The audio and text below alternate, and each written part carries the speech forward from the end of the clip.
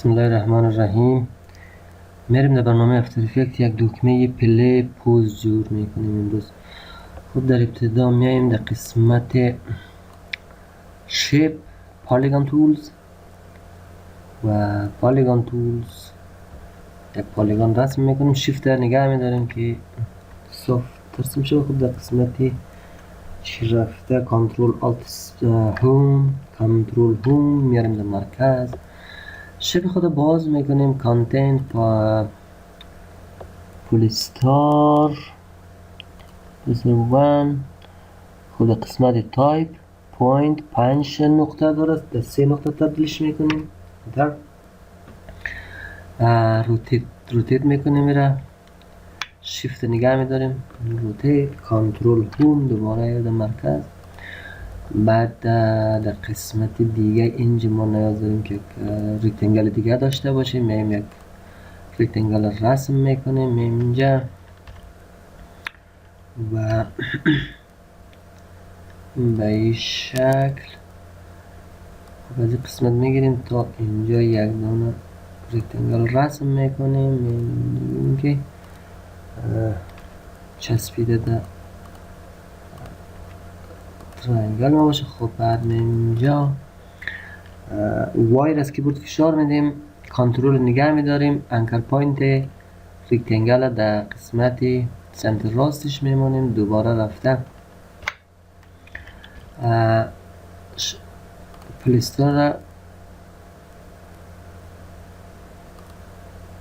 شیپ پلیستار یا شیپ یک خود انتخاب میکنیم. دوباره انکر پوینت زیر ده قسمت انتقال میدیم، کلید وایر از کیبورد فشار بدیم، انکر پوینت انتخاب میکنیم، میایم کنترل نگه داشته و ایر میکشیم دیگه طرف. خب بعد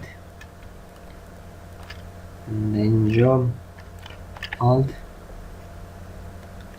خب دو تا شیپ داریم اینجا. اسکیل زیر فعال میکنیم، میایم دکمه اسکیل در قسمت میمونیم، ببینیم اینجا اسکیل داریم. خب در اینجا میمونیم، ریکتنگل شیپ دور انتخاب و اسکیل لینک ها رو از بین میبریم، یه از صفر میگیریم. اسکیل ایکس از صفر میکنیم و در این قسمت هم اسکیل ایکس از چی صفر میکنیم. خب البته باید دکمه چی جابجا شوه، اینی رو در اینجا میمونیم، این رو در اینجا میمونیم. بعد این شکل رو ببینیم. خب بعد در دو شیپ انتخاب کنترل دی دوبلیکیتش میکنیم، پوزیشن برای پوزیشن فعال میکنیم. خب ما میتونیم که هر 4 تا شیپ بگیریم و پوزیشن هر 4 تای شیپ خود فعال کنیم. یو این در کیفریم اول شیفت نگه میداریم، پیر از کیبورد فشار میدیم که پوزیشن هم داشته باشیم. خب در دوپلیکیت در قسمت دوپلیکیت. خب اینجا ما پوزیشنش فعال میکنم، میایم در کیفریم بعدی. اینجا هم چی میکنیم؟ کیفریم در نظر میگیریم برای زمین. شیپ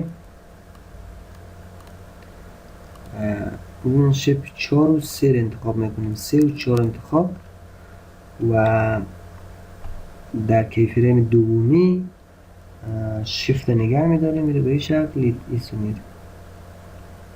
اوکی حالا ببینیم چی میشه. تبدیل میشه به چی؟ پوز. حالا پلی دوباره چی؟ پوز. من در قسمت چی این کیفریم رو جمع میکنیم، میم در اینجا پروژکت آدیو را، این آدیویی که ما داره میره میکشیم اینجا. کنترل شیفت سی پریکام میگیریم و پریکام خود میتونیم رینیم بگوییم یا مثلا اینجا میایم انتر از قسمت چی اوسو دلیت. خب با mp3 کامپ 1 و اینجا که رفتیم میایم در قسمت اینجا راست کلیک میکنیم میایم یک سالید میگیریم سالید رویال بلو سالید 2 میگیم اوکی و سالید در قسمت بالا قرار میدیم میایم یک الپ تول میگیریم از اینجا در مرکز یک ماسک ایجاد میکنیم که شیفت و کنترل نگه میداریم به همین شکل. بعد میریم در قسمت ماسک اد نن میگیم اوکی. خب حالا میم در افکت ها رفته افکت آدیو اسپکتروم ایره میگیریم میندازیم در کجا در قسمت سالید. وقتی در سالید انداختیم اینجا میایم میگیم که mp3 باشد از اینجا میگیریم ماسک باشه از این قسمت هم میگیریم ماسک 1 باشه. خب بعد تنظیمات دیگه کار نداریم فعلا. بعد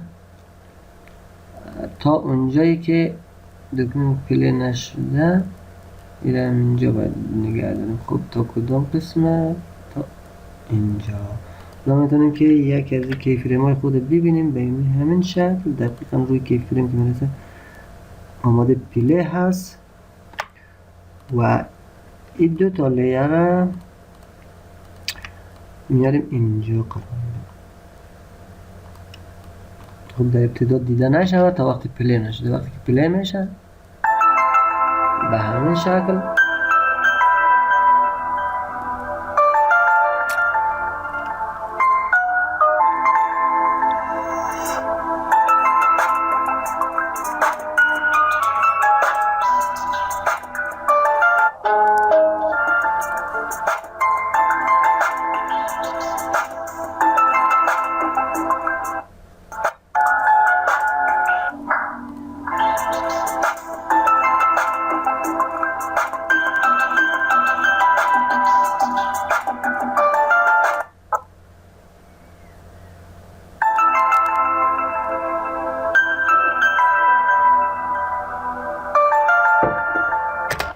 خب میایم اینجا هر 4 تا شیپ خود انتخاب میکنم یو از کیبورد فشار میدم کل کیفریم ها انتخاب F9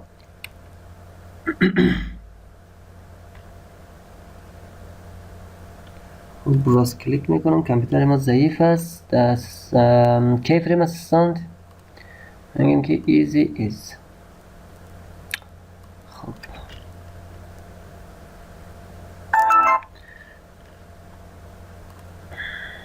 کمکی دور از فاصلش نزدیک میکنیم درست به همین شکل.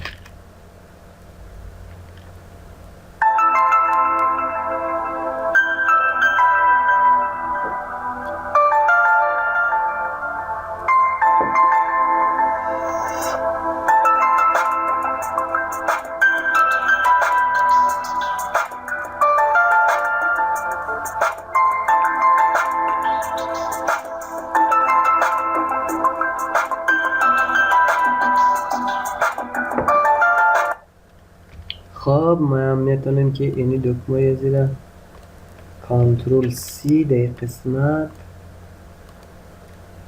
بریم کنترل وی پستش بکنیم سوری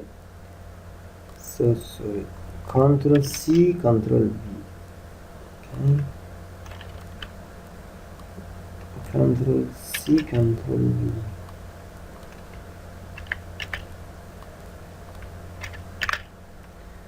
بعد چی میکنیم میم اینجا ایره به اصول انتقال و اینجا چی میکنیم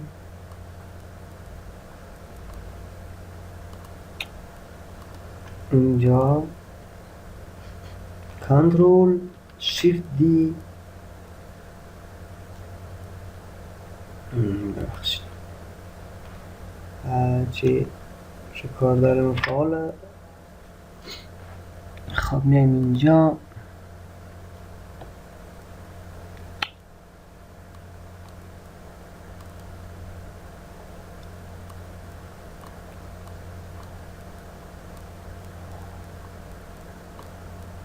اینجا میمونیم که موتور پلی اوت هم شد که بچه وقتی از اینجا پلی میشم و در آخر که میرسه باید استاپ شد.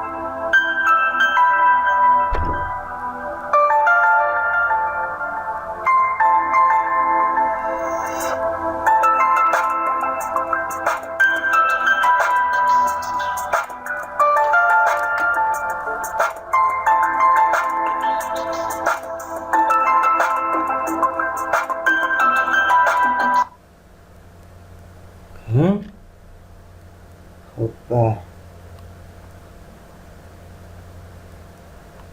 تا قسمت همون پلی باشه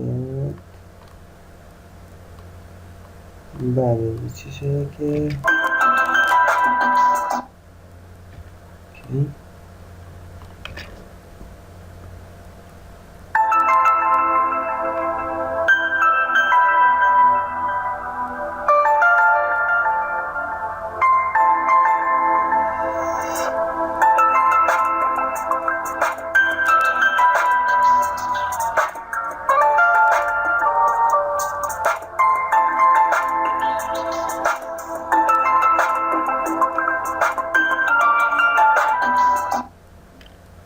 اوکی.